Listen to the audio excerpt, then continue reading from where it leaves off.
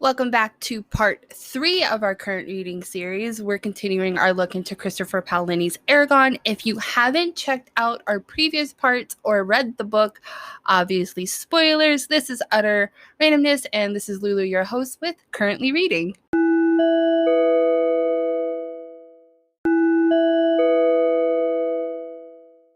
Doom of Innocence. We left off on a cliffhanger previously. Strangers have been seen in Carvajal looking for the blue stone Eragon found in the spine. However, the stone was never a stone and hatched into a beautiful blue dragon, which Eragon named Saphira. Upon learning of the arrival of these strangers, Saphira kidnaps Eragon and flies deep into the spine. Eragon is furious because they left Garrow behind without any warning about the strangers, who are very bad news, and without protection. Eragon, whose legs are injured, beds down with Saphira for the night. In the morning, Eragon makes himself a crutch and finds a stream to drink from. When he finally realizes where Saphira took him, they are actually in the exact same location he found her egg. Saphira is still refusing to take him home, so Eragon resorts to name-calling. How old are you, Eragon? Oh, right, yeah, he's 15, and Saphira is like 6 months. So he resorts to name-calling and calls her a chicken. This mocking actually really does work, and she takes Eragon home. As they race back, Eragon's legs unfortunately start to bleed again because of her scales. As they get closer, they can see smoke and flames coming from the farm. Saphira lands, and the farm is completely destroyed. The animals are gone, and there is no sign of Garrow. Eragon is rightfully pissed at Saphira, but she stands by her decision in kidnapping him, saying that if she hadn't done what she did, he would be dead. Eragon does find Garrow under some rubble. With Saphira's help, they are able to get him out. Garrow is in some seriously bad shape. He's covered in some kind of burn, which don't look like normal burns. They're white, like chalky white, and they ooze clear. Gross. It's further described that the burns actually smell like rotting fruit. Garrow is also clutching a torn black cloth. So making a makeshift shed, Eragon and Saphira get as close to Carvajal as they can without risking Saphira being seen. However, poor Saphira is just absolutely exhausted after racing back home and leaves Eragon to traverse the rest of the distance to Carvajal alone. Eragon collapses just as he sees Braum running to him. Death Watch. Eragon is dreaming about proud people with silver hair and lances boarding a ship in the sky. Eragon can see dragons flying. So Eragon wakes up bandaged with the town healer Gertrude napping in a chair beside him. He wakes her up when he sits up and he asks about Garrow. The news isn't good. The odd burns, they aren't healing, and his fever isn't breaking. All he wants to do is go see Garrow, but Gertrude wants him to eat some before she allows him to leave, because he's been unconscious for 2 days. Unfortunately, Gertrude is very nosy, asking Eragon questions about his injuries, about Garrow's injuries, and even about the silver scar on Eragon's hand. Now remember, Eragon has that silver scar, silver marking on the palm of his hand after touching Saphira. Eragon deflects these questions as best as he can and stands firm about seeing Garrow. Gertrude helps Eragon to Horst's, where Garrow has been treated or is being treated. Elaine, Horst's wife, and Katrina confirmed Garrow's condition, which once again is not good. Katrina allows Eragon to be alone with Garrow and his own thoughts. He doesn't even move until Horst physically drags Eragon downstairs for dinner. And like Gertrude, Horst asks a bunch of questions, but Eragon is now more prepared for them. He tells Horst that he wasn't even on the farm when everything happened, and that his legs were injured from digging through the debris to rescue Garrow.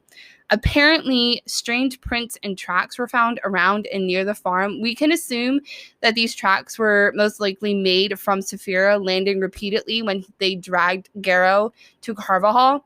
That's when he realized that Roran, Garrow's son, doesn't know anything about what has happened because he has set off already to go and be a miller. Horus says that his sons, Albrecht and Baldur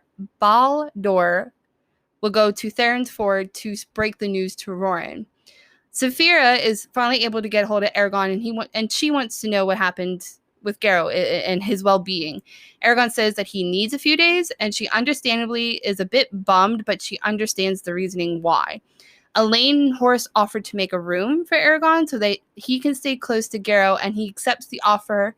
And Gertrude says Garrow is doing a bit better, but time will tell if he can pull through. The madness of life.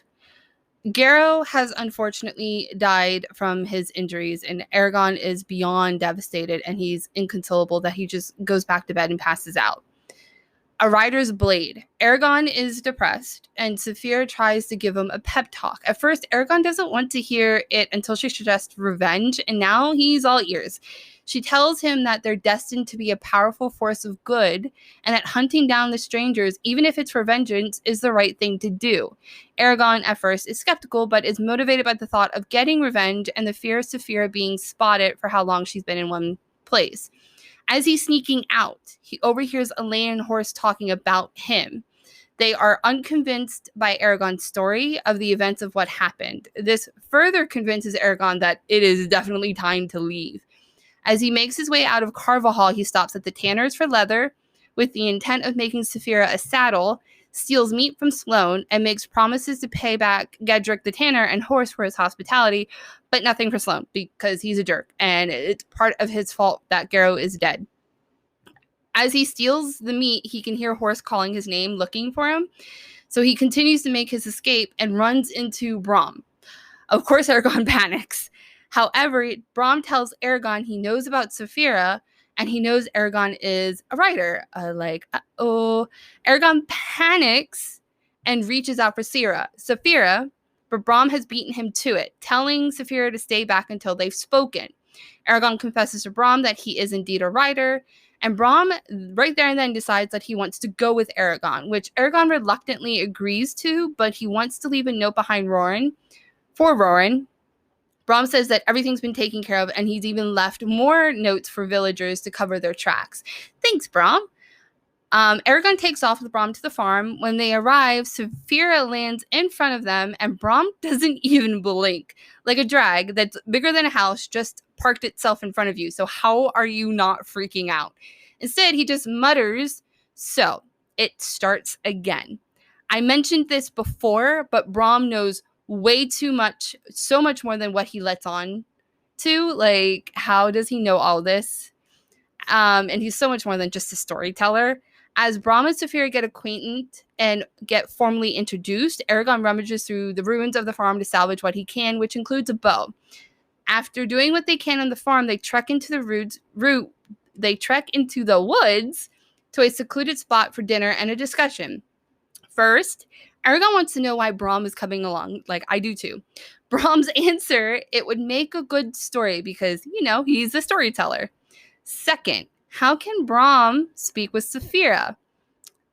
Brom's answer, Eragon won't like the answer, but he'll tell him. This is when Brom pulls a stunning sword out. Its blade is red, and it has black symbols etched into it. Now, Eragon can sense power actually coming off of this thing. He gives this sword to Eragon, saying that the sword once belonged to a rider, and now it rightfully belonged to Eragon. Eragon obviously wants to know the origins of this sword, but Brom isn't ready to share that information with him yet. But instead, he actually finally answers the question originally that anyone with the right training can talk and speak with dragons. Excuse me, sir, but you just said that you couldn't speak or listen to a dragon's thought. What's the truth? However, Brom offers to teach Eragon what he knows, starting with the strangers, which are called Razaks. So we get a brief explanation of what the Razak are. They are indeed not human, and they are creatures who serve King Galbatorix. The Razak resemble birds, beaks included with black eyes. They are incredibly powerful and don't like sunlight, and the king uses them to investigate any rumors or sightings of dragons. Do not underestimate them. Now it's Brom's turn. How did Eragon get Saphira's egg? which Eragon doesn't hesitate to tell Brom the entire backstory about finding the egg. Eragon turns the tables around and asks about the injury he sustained to his head. So Brom single-handedly fights the Razak, and a bump to the head was their parting gift. You just told Eragon not to underestimate them, and here you are fighting not one, but two of them, and all you got was a bump to the head. Like, who are you? Which, funnily enough, Eragon asks the same question. It's complicated, Brom says. It's complicated? What kind of vague non-answer answer is that? So, okay. Sorry for ending on a sort of another cliffhanger, and this part is significantly shorter than the last two. However, I will try to make up for it in part 4 because things are getting good. While we aren't left with nearly as many questions, we still have questions. However, we do get some answers. Brom is definitely so much more than a local storyteller, especially given he had the Rider's Sword. A sword that I don't see simply lying around as if garbage. The Razak seem to be a formidable foe for the young rider and his dragon. They are the king's servant and they aren't human, but I wonder what exactly they are. Are they humanoid? I'm just wondering what the Razak's history is. Maybe we'll get more answers later, and the same with Brom. Poor Garrow, too. He did not deserve any of that, and I know Eragon feels guilty, but I also think he blames people such as Sloane and even Saphira for kidnapping him. I'm also curious about Eragon's dream about the proud people getting on boats with the dragons. Reminds me a bit of the story that Brom told Eragon about how the riders left their land to be relocated at the riders' base camp, Vorengard. Also, proud people make me think elves. However, the dreams don't reveal much in the way of who they are or where they're actually going. These chapters were a bit gut-wrenching. I feel horrible for Eragon's loss, but I feel worse for Roran, who just left for a job in another town. Now, Horse's sons are breaking the news to him, but Eragon just ups and runs away. Obviously, he has actually real reasons to do so, but he runs away with no explanation about what happened. And I feel like Roran is going to blame Eragon for his father's death. And I certainly don't blame Roran for harboring those feelings towards Eragon. I'm curious about what's going to happen between them the next time they meet, if they get to meet in the future, because we don't know where Eragon's going. We don't know what his future holds for himself, because they're now making the path to a rider with Brom's help. So there's a lot more unfolding. So I think we're ending it there. Please consider supporting this podcast. Every little bit helps. And until next time, cheers.